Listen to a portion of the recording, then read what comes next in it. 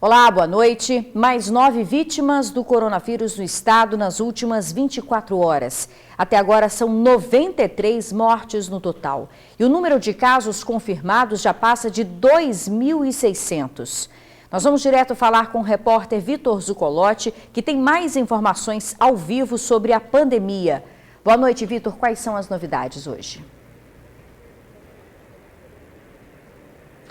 Boa noite, Isabela. Boa noite a todos que nos acompanham. Dentro desse universo aí, infelizmente, das mortes confirmadas, a gente pode confirmar aí, fazer um perfil, 2 homens, um de Nova Venécia e outro de Guarapari, e 7 mulheres, 2 moradoras da Serra e as demais aí de Vila Velha, Cariacica, Vitória, região metropolitana, e também de Pinheiros e Afonso Cláudio. O que chama atenção também, Isabela, que agora há pouco, durante uma coletiva, o governo do estado confirmou que a curva só está ascendendo, os números de casos confirmados e de mortes só estão crescendo no Espírito Santo. Para vocês de casa terem uma ideia, de 3 a 4 pessoas que testam para coronavírus, uma dá positivo, e esse número, infelizmente, é preocupante, dos 400 a 600 testes que são feitos aí por dia aqui no Espírito Santo.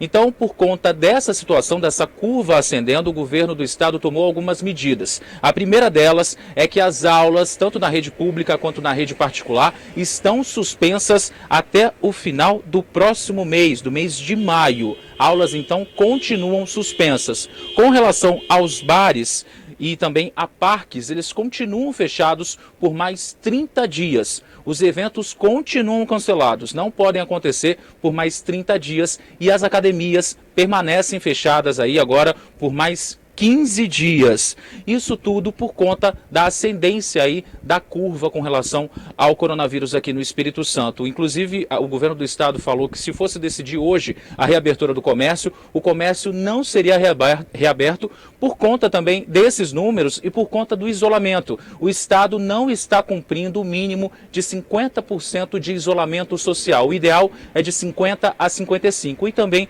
por conta aí da porcentagem de UTIs ocupadas. Quase 72% das UTIs para tratamento aí de Covid-19 mais graves estão ocupados aqui nos hospitais do Espírito Santo. Esses números, então, preocupam. Claro que só vamos saber sobre a situação do comércio em geral, se vai reabrir ou não, com protocolos rígidos também, a partir mesmo do sábado. Essas são as informações que a gente tem atualizadas sobre o coronavírus. Até agora, 849 pessoas estão curadas aqui no Espírito Santo, mas infelizmente a curva só está subindo. Isabela, eu volto com você aí no estúdio.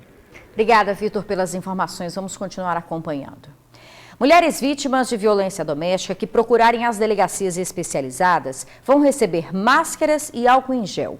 O objetivo é evitar que elas sejam contaminadas pelo coronavírus no momento em que buscam ajuda. As máscaras estarão disponíveis a partir de hoje de forma gratuita para as mulheres que procurarem as delegacias especializadas dos municípios do Espírito Santo. Quando as vítimas procurarem as unidades policiais para denunciar, se elas estiverem sem a máscara, essas máscaras vão ser doadas para as vítimas também. Também foram doados álcool em gel e cestas básicas para a Casa Abrigo, que oferece proteção a mulheres que estão em risco iminente de morte. Dentro da Casa Abrigo, ela é totalmente assistida, pelo Estado.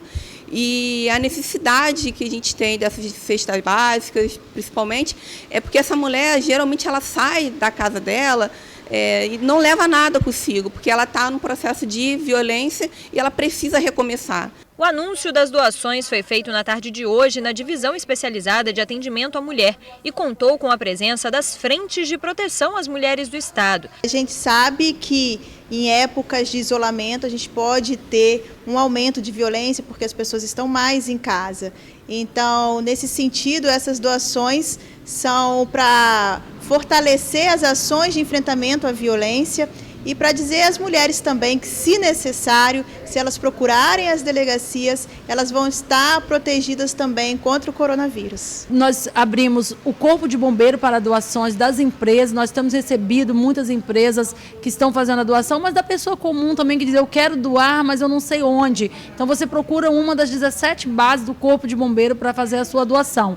Sua doação pode ser em alimento, pode ser em kit higiene, kit limpeza. Durante o anúncio das doações, o tema violência contra a mulher foi muito discutido. como, por exemplo, o aumento da procura das mulheres pelas delegacias especializadas nessa época de pandemia e também a possibilidade de agora a mulher poder denunciar de forma online. Este serviço está aberto, as vítimas nem precisam sair de casa para fazer a denúncia.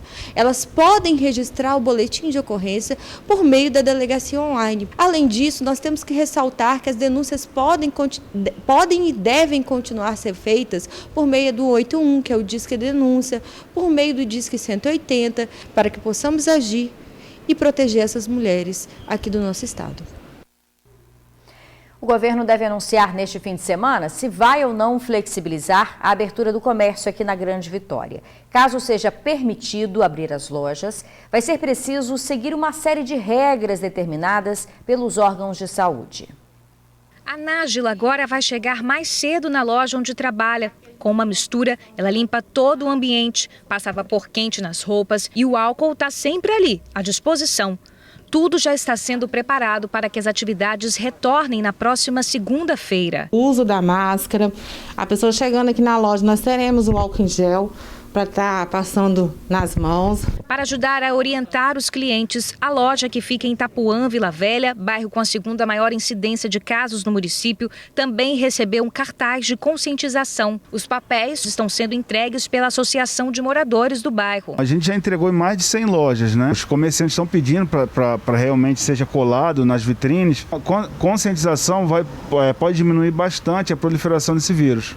Nessa ótica em Vitória, os funcionários estão passando por um treinamento com as mudanças na rotina de limpeza das lojas e principalmente das armações. A gente está orientando sempre ter uma pessoa na porta para que quando o cliente chegar, a gente precisa incentivar a utilização do álcool. Então o nosso colaborador vai borrifar álcool 70 no nosso cliente. Todas as mesas vão estar higienizadas.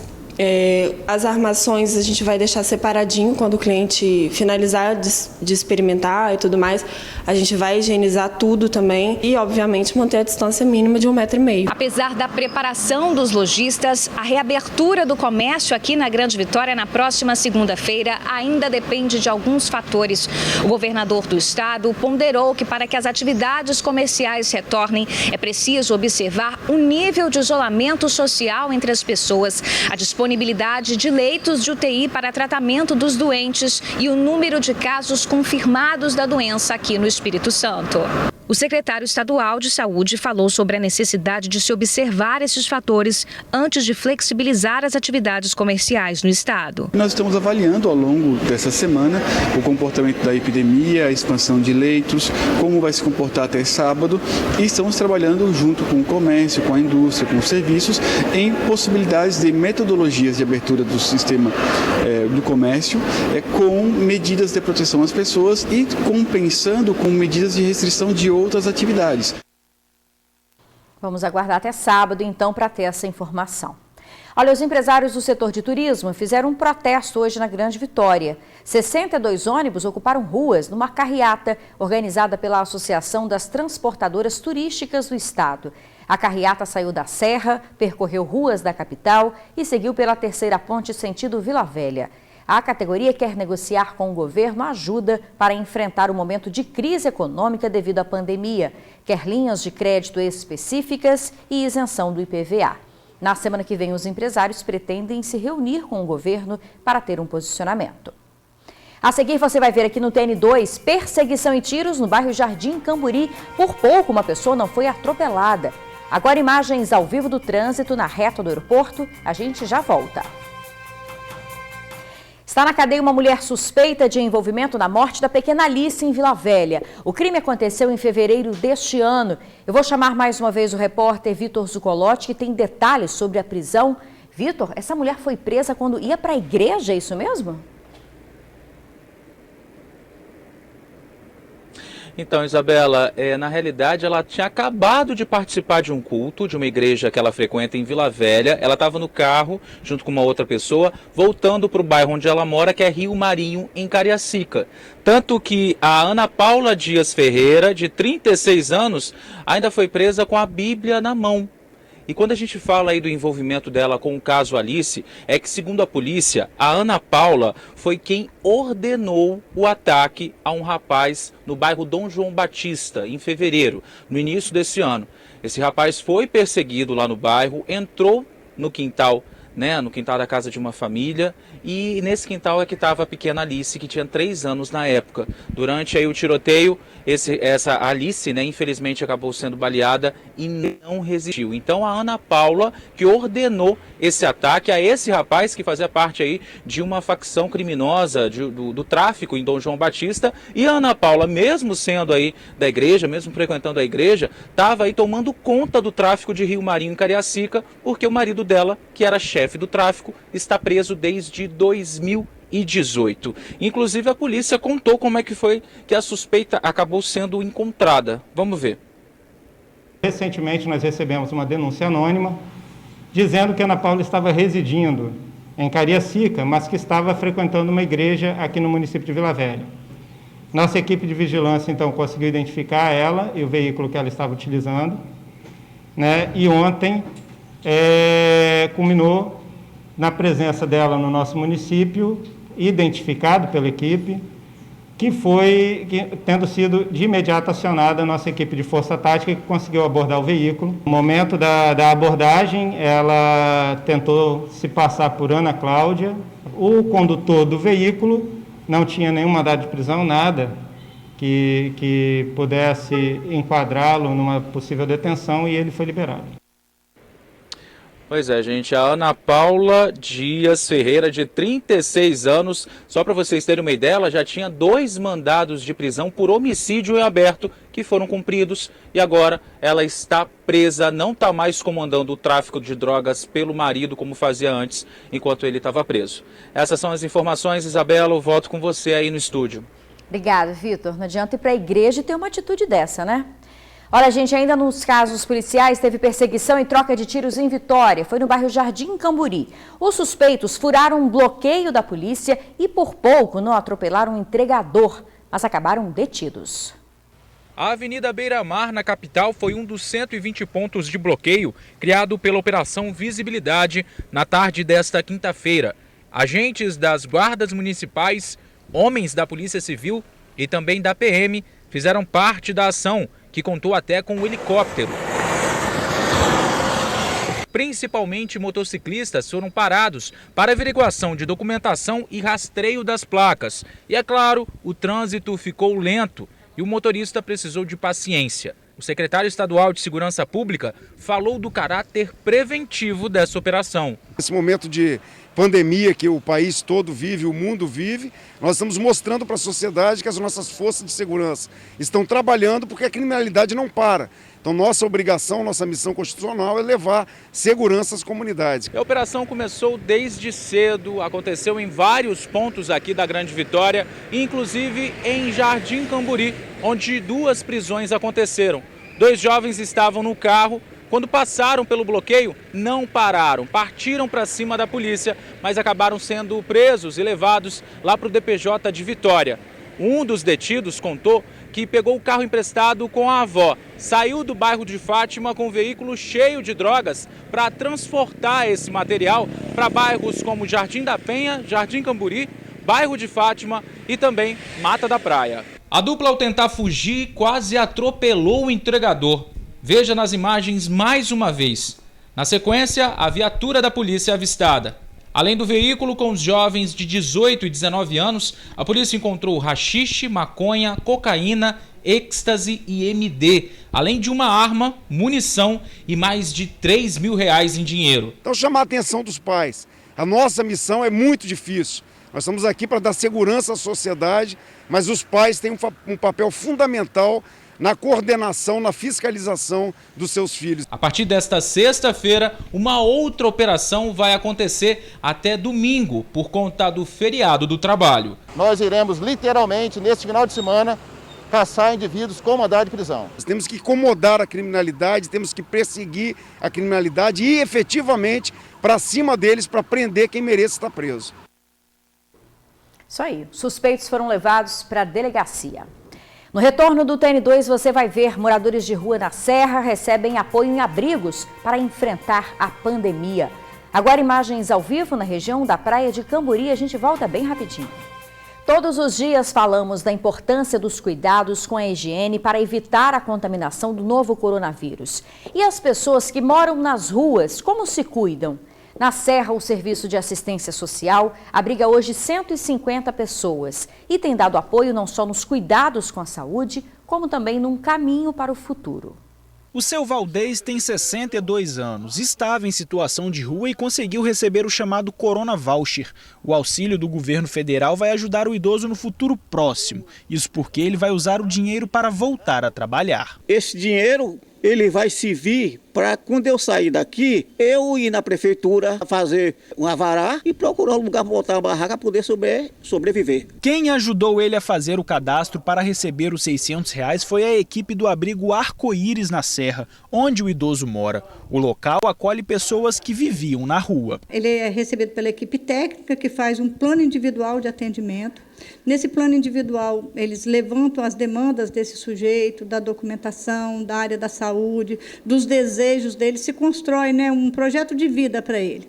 E aí vão pactuando prazos e etapas para essa construção até chegar no ponto do desligamento, que é ou vai ser domiciliado, ou às vezes volta de retorno até para a família. Assim como o seu Valdez, mais 27 pessoas receberam o auxílio graças aos profissionais do abrigo que é mantido pela Prefeitura da Serra. Nós transformamos nesse momento 5 abrigos nesse formato de 24 horas para enfrentar esse momento da pandemia. É um trabalho que é executado a partir do momento que essas pessoas chegam no Centro Pop, que é a porta de entrada, e faz todo o encaminhamento, o que nós a equipe ela já vai identificando as necessidades dessas pessoas que chegam lá.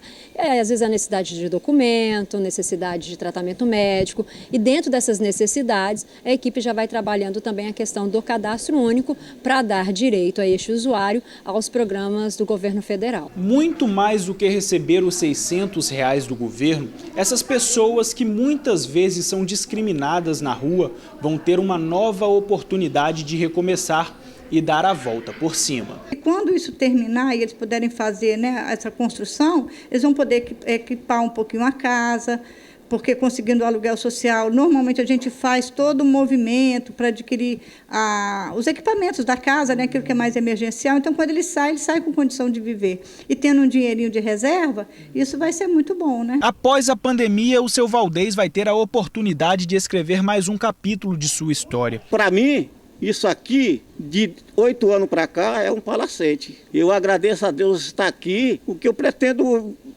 quando terminar a pandemia, que sair um aluguel social, eu ir cuidar da minha vida. Isso aí. Os moradores e as empresas que quiserem fazer doações ou parcerias com os abrigos podem entrar em contato através do e-mail semas.proteçãoespecial@serra.es.gov.br. Bom, a gente fica por aqui. Muito obrigada por assistir ao jornal. Fique agora com SBT Brasil. Uma boa noite, obrigada pela companhia e até amanhã.